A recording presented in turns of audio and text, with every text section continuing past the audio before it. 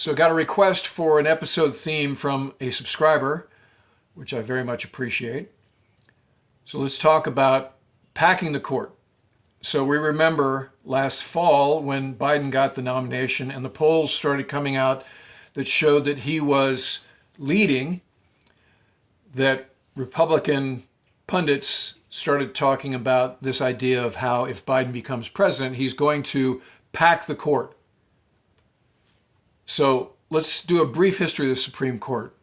It was created in 1789 by the Judiciary Act of that year, which established a Supreme Court with 6 justices. Then in 1801, John Adams reduced it to 5 as a way to try to stymie his rival Thomas Jefferson's execution of his initiatives as he became president. Jefferson immediately put it back to 6 when he became president, and then shortly thereafter it went up to 7 because the nation was expanding and we now had an additional federal court district. It stayed at 7 until Andrew Jackson was president in 1837. And again, because of our westward expansion, more court districts, it went from 7 to 9 Supreme Court justices.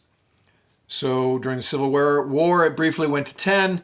Then after the war, it went to 7. And then in 1869, it went to 9, where it has been since then.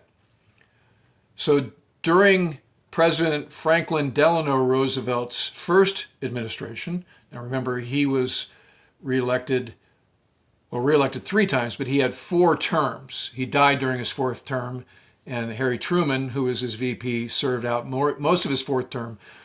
But FDR was a very strong-willed and legislative president. So his first term was all about fixing America in the wake of the Great Depression.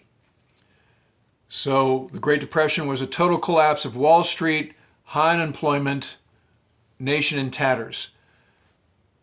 So Roosevelt was trying to do some very sweeping initiatives that were called the New Deal.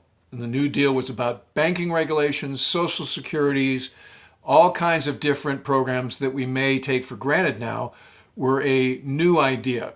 He actually eliminated the gold standard. So we talk about, hey, that's the gold standard or something. Well, the gold standard in the 1930s was you couldn't have a dollar bill that was not backed up by $1's worth of gold in the national treasury.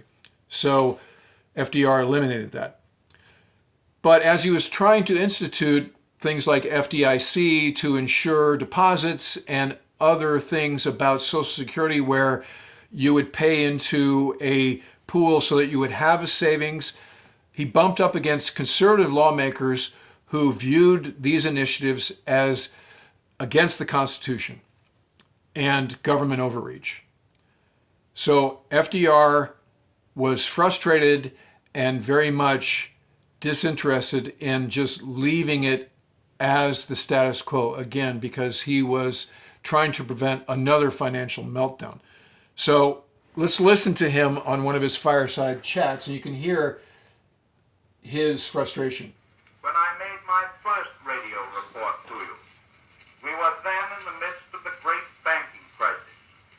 Soon after, with the authority of the Congress, we asked the nation to turn over all of its privately held gold, dollar for dollar, to the government of the United States. Today's recovery proves how right that policy was. But when almost 2 years later, it came before the Supreme Court, its constitutionality was upheld only by a 5-4 vote. The change of one vote would have thrown all the affairs of this great nation back into hopeless chaos. In effect, 4 justices ruled that the right under a private contract to exact a pound of flesh was more sacred than the main objectives of the Constitution to establish an enduring nation. So FDR had a 5 conservative to 4 liberal split in his court. And so he was unable to get a lot of the first round of the New Deal initiatives passed. So he went into the Constitution and realized that under the Constitution, the number of Supreme Court justices is not fixed, and Congress can change it by passing an act that's signed by the president. So it requires 2/3 vote in the House and Senate to approve an amendment to the number of Supreme Court justices, and then 3/4 of the states need to ratify that amendment. So that's a very high bar for changing. So FDR actually wanted to add 5, so to drive the number from 9 to 14 in order to start to be able to pass all of these initiatives that became the New Deal. There were actually 2 phases of the New Deal 1 and New Deal 2, but he was unsuccessful. In fact, his own VP, who was a conservative Democrat, was very much opposed to what he viewed and other conservatives viewed as governmental overreach. So this problem solved itself, and he didn't have to pack the court or even attempt to pack the court because there was natural turnover in his subsequent terms that shifted the court 5-4 in his favor. So that's where the whole pack the court terminology originated, and ultimately he was unsuccessful. So now let's fast forward to the current Biden administration. So as we know, the Supreme Court shifted a lot between Obama's second term and Trump's only term.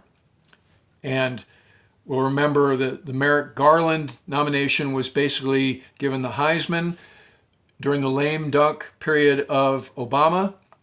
And in his place, Neil Gorsuch was immediately added as soon as Trump came into power, followed by Kavanaugh. And then once Ruth Bader Ginsburg passed away, then Amy Coney Barrett was made a Supreme Court justice. So now the balance between conservatives and liberals is 6-3.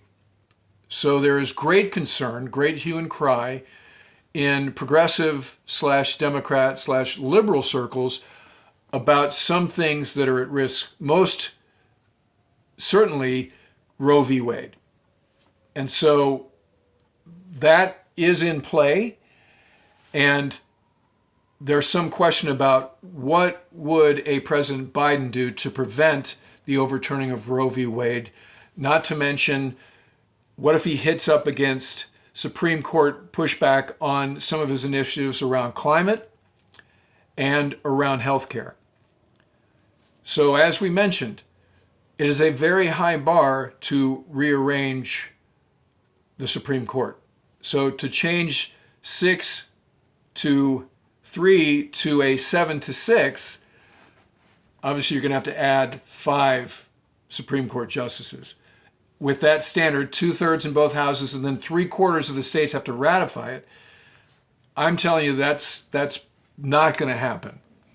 So the best that Biden's going to be able to do is, when dealing with something of the highest consequence, like Roe v. Wade, or the pandemic and things that the federal government has to do to distribute the vaccine, or make a law statute about mask wearing, or anything else that lives with the federal government, then he's going to have to petition the sort of public sentiment writ large across the aisle. So in the case of something like Roe v. Wade or the pandemic, I think he's going to be okay with respect to how the Supreme Court would rule in those cases. And we saw some of this during the election. The guardrails of democracy held with respect to upholding the rulings of lower courts, and the fact that you need to have rules of evidence and you can't just forward conspiracies in order to overturn the will of the people. So that's part of the irony of the way it played out for Trump, is they were touting all of this they've been able to do with judges and the Supreme Court justices, and ultimately that didn't work in his favor. So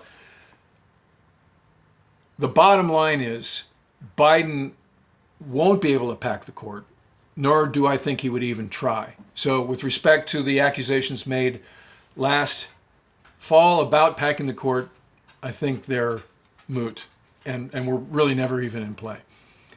So thanks to the subscriber for that topic idea. Keep them coming. And that'll do it for this episode.